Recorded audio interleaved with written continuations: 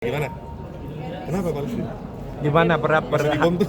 Masih. gimana mas pernah berhadapan sama tentara Israel pas dilarang Oke, zaman koreksi. dulu? Saya waktu itu berhadapan dengan polisi Israel. Kan itu saya waktu ke Yerusalem, itu kan di bagian timur Yerusalem yang memang di bawah pengawasan negara Israel ya. Jadi waktu itu memang saya tuh mau sholat sekalian syuting untuk program TV Ramadan. Waktu itu saya bawa tripod dan teman saya bawa wireless microphone. Entah kenapa kami ditahan, katanya nggak boleh bawa tripod atau wireless itu. Dan saya sih memang nggak langsung nurut karena menurut saya nggak logis. Kamera boleh masuk, kenapa tripodnya nggak boleh? Dan karena saya agak nanya-nanya terus, mungkin dia kesel juga ya, nih orang bawel banget. Akhirnya dia tangannya mulai megang senjatanya, belum ditodong ya, belum sampai ditodong, dia hanya megang ngaret itu dan bilang itu adalah perintah kami. Jadi kalian nggak akan bisa masuk gitu. Kayaknya dia juga makin emosi. Akhirnya ada orang Palestina yang bilang, kalian ini mau ngapain sebenarnya? Ya selain syuting kami mau sholat juga sih. Ya udah kalian titip aja tripod itu di kafe saya di sebelah situ. Kami titip dan akhirnya kami bisa masuk. Dan kalau ditanya rasanya gimana, entah kenapa sih juga nggak takut sih. Padahal dia bersenjata lengkap, tapi nggak takut aja gitu.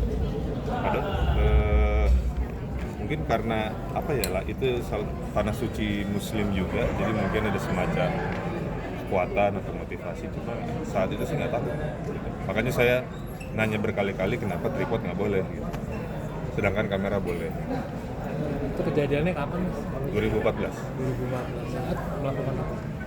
Jadi ada syuting buat program TV Ramadan. Kita datang ke negara-negara yang punya sejarah Islam yang kuat di situ. Salah satunya ya Palestina, Yerusalem, ada Masjidil Aqsa di situ. Untuk membuat episode tentang Isra Miraj. Artinya polisi Israel tegas atau gimana sih, atau seperti apa yang Mas lihat? Tegas. Jadi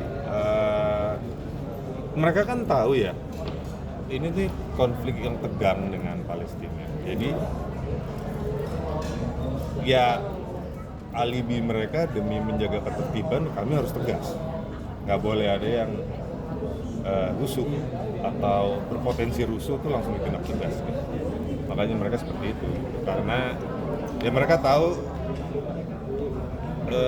orang-orang Muslim ini sepertinya kesel banget sama mereka. Gitu. Melihat mungkin ketegangannya sampai saat ini malah memperparah keadaan, niat itu gimana tanggapannya? Capek ya. Maksudnya udah korban makin banyak dari kedua belah pihak. Kalau saya pribadi sih, saya merasa saya butuh narasi yang lebih spesifik untuk supaya gencatan senjata bisa terjadi, barulah kita duduk bareng buat ngomongin perdamaian atau kemerdekaan dan bisa hidup bareng. Selama yang ini maunya ngabisin Palestina, yang Palestina maunya ngabisin banget Israel, selama niatnya bukan untuk hidup damai bersama, kayaknya susah berhenti. Udah ada ngajakin ke sana lagi nggak sih buat bantuan langsung gitu? Kenapa? Udah ada ngajakin Kak Fedi langsung sana lagi nggak sih buat kasih bantuan gitu? Ngajak belum, ngajak seperti memberi bantuan tanpa ikut kesananya sih ada gitu. Cuma beda ya, 2014 saya masih jomblo. Iya benar. Sekarang anak saya sudah 3, jadi ya nggak lebih banyak mikir lah sekarang gitu. Update anak sendiri seperti apa, Mas? Kenapa? Update anak sendiri seperti apa sekarang? Umurnya udah pada anak berapa? saya sekarang yang paling tua udah masuk 1 SD, nomor 2 udah 3 tahun, dia udah masuk sekolah toddler, yang terakhir mau 2 tahun. Jadi kan yang lucunya adalah kan kalau yang diyakini Muslim itu kan supaya Palestina merdeka itu Imam Mahdi akan muncul kan. Kebetulan anak ketiga saya namanya Kai Mahdi Nur ya. Jadi kalau ada misalnya di medsos, kapan ya kira-kira Imam Mahdi muncul? Sabar, Imam Mahdinya lagi belajar makan. Iya benar. Ya, itulah paling bercanda.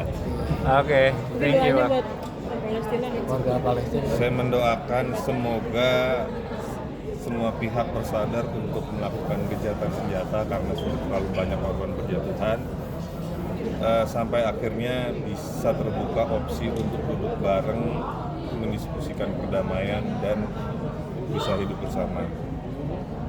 Hidup bersama dalam arti tidak ingin saling menghabisi atau mengenyahkan satu sama lain, dan tapi masing-masing bisa hidup merdeka dan berdaulat.